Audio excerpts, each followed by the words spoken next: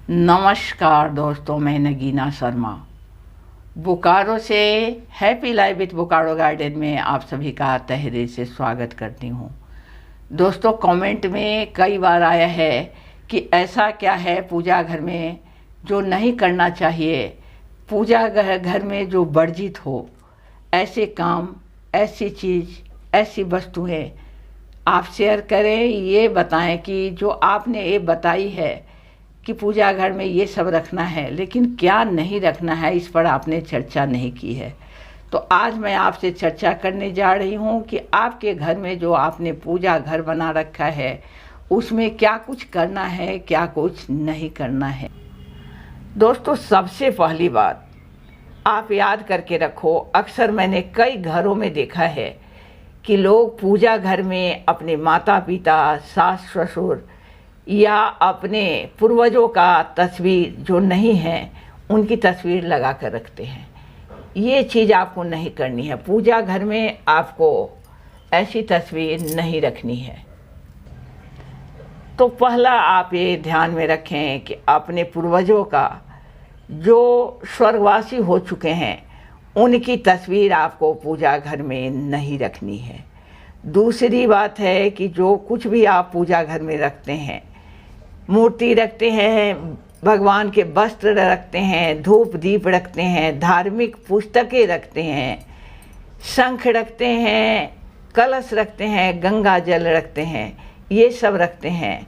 लेकिन जो आप अगरबत्ती या दीप जलाने के लिए जो माचिस रखते हैं, उस माचिस को आपको पूजा घर में नहीं रखनी है। दोस्तों, एक बात और आप याद रखें, जितने भी देवी देवता हैं उनकी एक मूर्ति या एक तस्वीर ही पूजा घर में रखें। उसमें अधिक मात्रा में रखने से ठीक नहीं है। दूसरी चीज़ है कि शनि देव या भैरव बाबा की मूर्ति आप अपने घर में नहीं रखें। इनकी पूजा जहाँ पर मंदिर है वहाँ पर इनकी तस्वीर होती है, वहाँ पर इनकी मूर्ति होती है, वहाँ जाकर करें। घर के अंदर शनि देव और भैरव की पूजा नहीं की जाती है। दोस्तों, अब मैं आती हूँ कि घर में जो आप मूर्ति रखते हैं, बहुत खूबसूरत कॉस्टली मूर्ति भी रखते हैं, लेकिन कभी कभी किसी कारणवश वो चिटक जाता है या मूर्ति टूट जाती है, तो टूटी हुई मूर्ति कभी भी आप अपने पूजा घर में नहीं रखें। इसके साथ ही रौद्र रूप में जो तस्वीर हो या मूर्ति हो, चाहे किनका भी हो, शंकर का हो या शनि देव का हो, भैरव का हो, शनि देव और भैरव का जो मूर्ति होता है उसको रौद्र रूप ही मानते हैं, तो ऐसी मूर्ति को आप अपने घर में नहीं रखें। इसके साथ ही जो तस्वीर धुंधली हो गई हो, जो धुंधली हो गई है, उसको भी अपने घर में, पूजे घर में आपको नहीं रखनी है।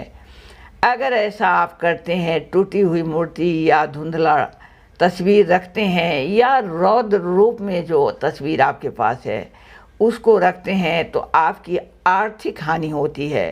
साथ ही घर में, परिवार में कलह होता है, आपसी झगड़े झंझट होते रहते हैं। बहुत सारी वस्तुएं हैं, धातु हैं, जिनसे बनी हुई मूर्ति शुभ होती है। जैसे चंदन की अगर सुगंधित लकड़ी हो, मिट्टी की मूर्ति हो, इसके बाद बालू की मूर्ति हो, पत्थर, सोने, चांदी, पीतल, तांबे, संगमरमर, ग्रेनाइट और अष्ट धातु, इसकी मूर्ति आप घर में रख सकते हैं, पूजा में रख सकते हैं, पूजा घर में। लेकिन भूल कर भी आप अपने घर में चीनी मिट्टी या प्लास्टिक की मूर्ति पूजा में नहीं रखें। दोस्तों, आगे मैं आती हूँ, तो जो फूल आप भगवान को अर्पण करते हैं, चढ़ाते हैं, तो वो आपके मंदिर में पुरानी नहीं होनी चाहिए। जैसे ही वो आपका फूल आप चढ़ाते हैं तो उसको समय से फिर हटा लिया करें। इसके साथ ही आप धूप दीप जलाते हैं तो जो माचिस तिल्ली आप जलाते हैं, माचिस तिल्ली आप पूजा घर में ना छोड़े। पुराने फूल, माचिस तिल्ली ये सब रखने के लिए एक आप पॉट का या गमले का उपयोग कर सकते हैं और उसमें रख सकते हैं। कभी भी आप अपने पूजा घर में माचिस की तिल्ली को नहीं रखें, नहीं छोड़ें। दोस्तों, अब मैं आती हूँ कि पूजे घर में कुछ ऐसी वस्तुएं होती हैं जो आप रखते हैं, जिसमें मूर्ति है, उसके वस्त्र हैं, आपने वस्त्र पहना कर रखे हैं भगवान को, देवता को, धूप दीप जलाते हैं। तो इसलिए वहाँ पर आपको ऐसे भी आप सोचोगे तो माचिस का रहना खतरनाक भी होता है। और वास्तु के अनुसार पूजा घर में अगर आपको रखना ही है, आपकी मजबूरी है, माचिस को रखना ही है, तो आप उसको कागज़ में लपेटकर या किसी कपड़े से लपेटकर माचिस को रखें। माचिस को सीधे आपको पूजा घर में दिखते हुए नहीं रहनी चाहिए, जिससे कि कोई भी देखे तो उसको दिखाई दे। माचिस को आपको संभाल कर किसी कागज़ या कपड़े में रखने चाहिए। दोस्तों, अब मैं बात करती हूँ, आप देखोगे कि बहुत घर में आप जाओगे तो जगह की कमी, फ्लैट वाली लाइफ अभी चल रही है, तो लोग क्या करते हैं, अपने बेडरूम में, शयन कक्ष में भगवान की मूर्ति रखते हैं। एक कदापि उचित नहीं है। शयन कक्ष में भगवान की मूर्ति या कोई तस्वीर नहीं लगाएं, ये ठीक नहीं है।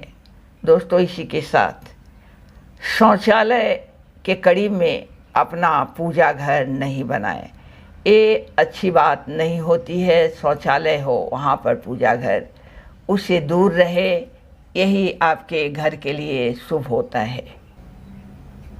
दोस्तों, घर का फ्लोर तो करीब करीब बराबर में ही जाता है, लेकिन भगवान का जो पूजा घर है बहुत बेहतर होता है अगर वो आपके रूम से, आपके कमरे से थोड़ी ऊंचाई पर हो, तो ये बहुत शुभ माना जाता है आपका पूजा घर के लिए।